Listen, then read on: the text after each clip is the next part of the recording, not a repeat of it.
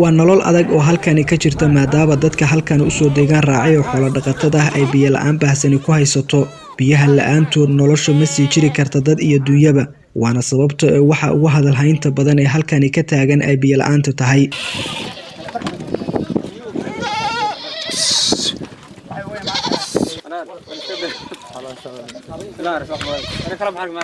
boqolkii qoys ee halkan u soo aroortaga maalinkiiba in ka badan 70% ayaa dib u noqday iyagoo aan wax biyo aan helin oo markii horeba ay halkan u soo raadiyeen biyo la'aan aad baahsan baa ka dhacday waa laga waayay ceelka biyo caagidii waa kuwaas hadda iga maran u jeeda qarar biyo la'aan goobayna kumanaan qoys oo isaga kala yimid gobolada Mudug iyo Galgaduud ayaa halkan bila ka hor ka degay roobka dayrta oo badnayn oo gobolada Soomaaliya inta badan baan ka da'in sanadkani maadaama dalku abaaro xoogan wajahaya qayb ka mid ah dadka reer guraaga ee xoolo daaqsatada ah ayaa waxa soo wajahday biyo la'aan xoogan oo noloshooda saameyn ku yeelatay dadka iyo dunyadaba deegaanka Doctor ay ka jirtaa baahidan biyo la'aaneed oo bulshadan ay wajahayaan kana waceelkii dadka deegaanka ay cabi jireen oo gacan qodo ah balse haatan cilado badan oo soo wajahday ay suurtagal ahayn inaad biyo badan ka hesho halka ugu sokaydo oo biyo ay ku filan ay ka heli karaan waxay u jirtaa ugu yaraan 50 kilomitir taasi suurtagal ma ahan in aroor loo gala maadaama dadka iyo dunyadaba aysan gaarin waa reer guuraa habba meesha uu nurka gala marka aadayo maadaama sanadkan uu dalka qayb badan oo kamid ah abaar wajahayaan waa bayska koobaad nolosha bini'aadamka ee biyaha hadii la waayana halkaasi waxa ka dhalan karto inuu dad badan iyo dunyo kaleba ay ku nafwaayaan dadkan ayaa tabaya walwal badan oo ku saabsan dhanka biyo la'aanta ay ka haysato sida ay u heli lahaayeen inta aan ku sugnayn halkan waxa dad badan ay isaga tageen biyo la'aan awgeed maadaama xoolihii markii horeba iyo dadkii ay biyaha u soo dooneenba aysan helin waa nolol adag oo halkani ka jirta maadaama dadka halkan u soo deegaan raacay oo xoolo dhaqatada ah ay biyo la'aan baahsani ku haysato biyaha la'aantood nolosha ma sii jiri karta dad iyo dunyaba waana sababta waxa ugu hadal haynta badan ee halkani ka taagan ay biyo la'aanta tahay deegaanka Doctor ee gobolka Galgaduud waxa uu kamid yahay deegaanada bulshada ku dhaqan gobolkan ee u soo deegaan raaceen kadib roob yar oo halkan ka daay saameyn dhanka nolosha ah ayaa ka dhalatay isku imaatinka dadka halkan degay waxaana ugu badan in biyo la'aan ay halkan ku soo wajahday maadaama aysan lahayn matooro ay biyaha dadka ka cabaan sida ay noo sheegeen bulshada deegaanka waxa jirta saameyn dhanka nolosha ay ka dhalatay biyo la'aantan qaar kamid ah dadka halkan u soo deegaan raacay oo dalsan la hadlay ayaa ugu horeyntii codsaday in lala soo gaaro gargaar ay biyaha ugu horeeyaan si nolosha dadka halkan degan ay wax isaga bedesho biyaha la'aantood nolosha ma sii jiri karta dad iyo dunyaba waxayna ka codsadeen madaxda dawladda federaalka ee Soomaaliya kuwa Galmudug iyo hay'adaha samafalka in codsigooda sida ugu dhaqsiyaha badan looga jawaabo maadaama halka ugu sokaydo oo biyo ay ka heli karaan ay tahay meel u jirto 50 kilomitir taasina aysan u saamixi karin daawun nur farax waxaan ahay dadka meeshaan isugu yimid baan ka mid ahay meelo badan baa laga yimid sida ummaddu maqlaysay meeshaan Doctor baa la yiraahdaa aan joogno waa la isugu yimid oon baa ka dhacay oonkaas ka dhacayna anagu matoorka ceelkaan bam baa lagu cabi jiray bamkiina waa xumaaday dayactirkiisana ma hayno dad farsamo yaqaan uma hayno deeq ummadda kala gaarana wixii biyihii laga cabayo waa noqon waayeen caruurihii iyo dameerihii iyo dhaankii iyo xoolihii iyo ummaddii baa isugu timid 7 saac oo duurnimaan taaganahay oo hadda aan la tukan weli oon baana isu kaayo keenay dawladaha adduunka iyo qaaradan Soomaaliya dawladdan Soomaaliya intaba waa salaamayna waxaan ka codsanaynaa oonkaas iyo matoorka dayactir la'aantiisa iyo dhibaatada dalka ka jirta iyo ummadda barakaca isugu timid wixii ay ka qaban karaan oo awooda inay naga soo gaaraan oo yacni ay sidii xaaladdu ahaan jirtay meeshaan dhib badan baa ka jiray dhibkaas ay nala arkaan meel yar oo xoogaa galay ay ahayd waxa la isaga yimid qoraxsi waa laga yimid koonfur waa laga yimid bari waa laga yimid waqooyi waa laga yimid ummad oo ilaahay meesha ku daray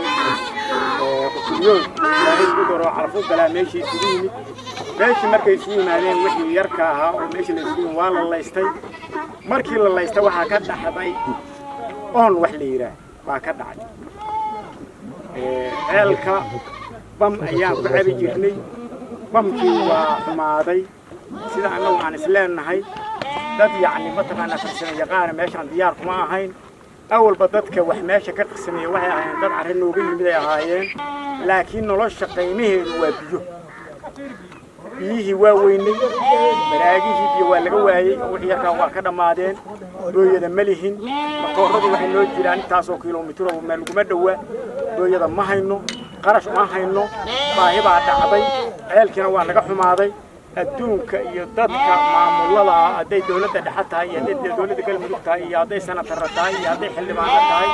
iyo hadday hay-adaha kuwa dawliga iyo kuwa bahalkii kaleba yihiinba waxaan rabnaa maanta in waxna loo qabto bini'aadanimada in waxna lagu qabtaan rabno ilaahay weynaa ka shaqo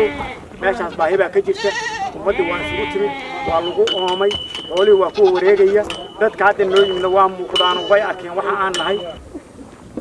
ilaahay fadliga ceelkii waa kan waa ujeedaan siduu yahay biyihii waa jaray ma bamkaa ma soo laraa ma cudur kaloo hayaa waxba kama naqaano annaga waa lana farsamayaqaan ahayn waxaan rabnaa marka inaan cabasho gudbinno oo aan u gudbinno caalamka inaan u gudbinno khaasatan hay-adaha samafalka bixiya dawladda dhexe Soomaaliya maalka la yiraahdo maamulka galmudug dhammaan odayaasha iyo culimada iyo dadka haddii ilaahay kuu roon yahay qurba joogtaa dhammaantood waxaan leenahay dadkan iyo dunyadan ha laga soo gaaro ilaahay sameeyey aa kaafi kara ilaahay waxaan ka baryaynaa madar iyo raxmo ilaahay inuu siiyo dadkan uu u keeno oo waraabiyo asagaa waraabi kare laakiin haddii dan timaad ma aamusi kartid dantu hadday timaado lama aamusi karo waxaan leenahay barkad biyo lagu shubo oo biyo ku jiraan male ceelkiina caynkan weeye meel hadda booyadu aan uga keenno iyo ceel noo dhow midna ma jiro iyo motoor waxaan codsanaynaa guddoomiye maanta dadka jooga meeshaan adaa mas-uul ka ah ilaahay mas-uul kaaga dhigay oo ku yiri u qaba guddoomiye u noqo waxaan kaa codsanaynaa inaadan caawa noo fadhiisan oodan maanta noo fadhiisan haddaan berri bi waxna soo gaarin dad badanaa maydaya ilmuhu baa u daraadeena iyo dumarku iyo dadka ceelka aan imaanin waana kaasoo hadda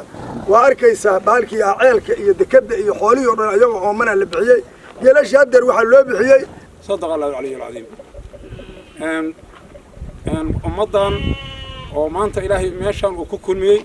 oo ceelkan maaragtaa ku ooman ilaahay waxaan ka wada baryaynaa kulligeen waxaan isfaraynaa marta hore ilaahay taqwadiisa inaan maaragtaa ilaahay aan kulligeen aan wada barino oo aan ilaahay maaragtaa ku xirnaano oo aan kulligeen ilaahay aan maaragtaa aan gacno u wada taagano ilaahay ayaa oonka qaadi kara ilaahay ayaa maaragtaa wax walba keeni kara ilaahay inuu oonka naga qaado ilaahay madar inuu na siiyo ilaahay caafimaad inuu na siiyo kulligeen aan baryaha ilaahay aan u maaragtaa aan gacanta u wada taagano kulligeen waxaa tiraan ilaahu roob na sii ilaahu madar na sii ilaahu maqfira na sii allahumma salli ala muhammad waa nolol adag marka loo fiiriyo duruufaha ay bulshadan wajahayaan ee halkaani isugu yimid walow aan horeyna u soo gaarin hay-ada samafal iyo madax dowladeed intaba taas ayaana ah mid caqabadeeda leh haddii ay ku sii jiraan bulshadani biyo la-aanta halkani ku haysato fariinta ay direen ayaa ah in si degdeg ah loola soo gaaro biyihii ay cabi lahayeen bulshadan iyagoo hay-adaha samafalka iyo dhammaanba madaxda galmudug iyo kuwa dowladda federaalka ee Soomaaliya ka codsaday in gargaarka ay biyaha ugu horeeyaan la soo gaarsiiyo bulshada deegaanka ku nool in ka badan boqolaal deegaano kale oo galguduud iyo mudug ka tirsan isaga yimid Mahad Nuuri Axmed raadiyaha iyo TV-ga dalsan deegaanka Dhagtuur ee gobolka Galguduud